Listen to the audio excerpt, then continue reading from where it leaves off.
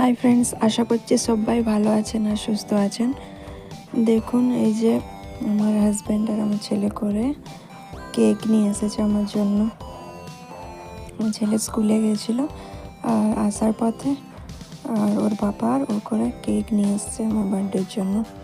আসলে আমি cake fake এইসব কাটাকাটি ওইসব আমাকে ভালো লাগে না, বাট ওরা নিয়ে আসছে দুজনেই, কিছু করার নেই, কাটতে হবে। আর সবার বার্থডেতে কেক কাটিং সন্ধ্যাবেলায় হয়, রাতে হয়, বাট আমার দেখুন এই দুপুরবেলায় হচ্ছে, কিছু করার নেই।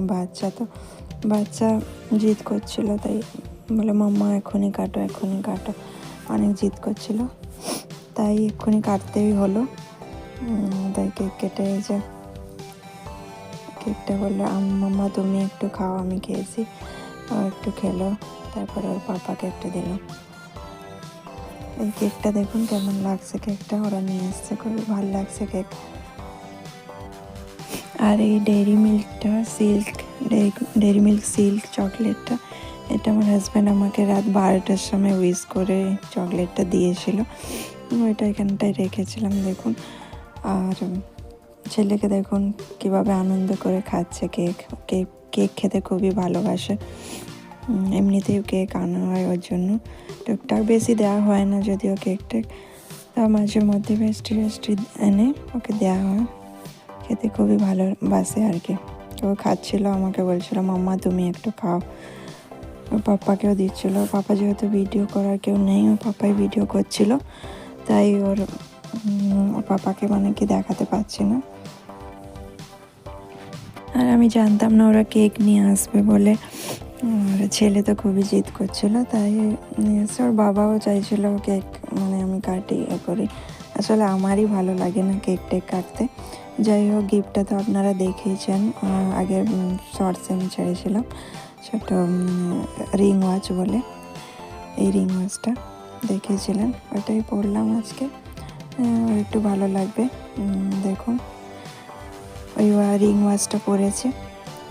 আর এর বাদেও আরেকটা গিফট আছে, আরেকটা গিফটও আমার জন্য এনেছিল আর কি।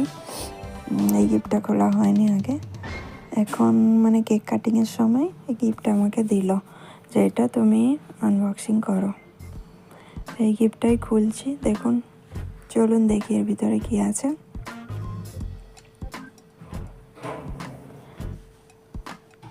এর ভিতরে একটা ডিজিটাল ওয়াচ আছে, আর এটা ডিজিটাল ওয়াচ আছে, আর এটা লাইটও চেঞ্জ হতে থাকে, বিভিন্ন রকম লাইট নিজে নিজে চেঞ্জ হতে থাকে অন্ধকারে।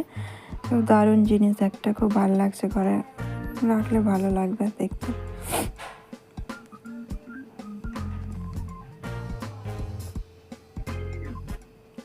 এই দেখুন 1টা বাজতে যায় দুপুর, আর এখন আমি কেক কাটছি। যাই হোক, সন্ধ্যার সময় চলে এলাম একটু ডিনার করতে বাইরে, যেহেতু বার্থডেতে আমি সববারেই বাইরে কোথাও রাতে খাওয়া দাওয়া করে আসি, সববারের মতো এবারেও বাইরে একটা হোটেলে এলাম, রেস্টুরেন্টে।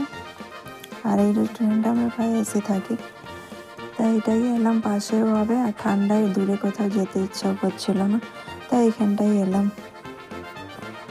আর যেহেতু কাছে রেস্টুরেন্টটা, তাই এই রেস্টুরেন্টটায় আমরা এমনিতেও আসি, আর তারপরে অনেক পার্টিতেও এখানে আসা হয়। এই যে আমরা ডিনার চলে এসছে আমাদের প্লেটে।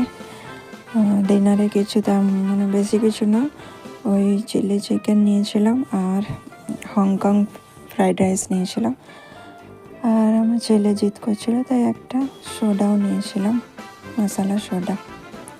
ব্যাস, এটা দিয়ে ডিনার হয়ে গেল। এবার ডিনার আমরা শুরু করব। তাহলে ভিডিওটা ভালো লাগলে লাইক শেয়ার সাবস্ক্রাইব করে দেবেন, পাশে থাকুন, টাটা।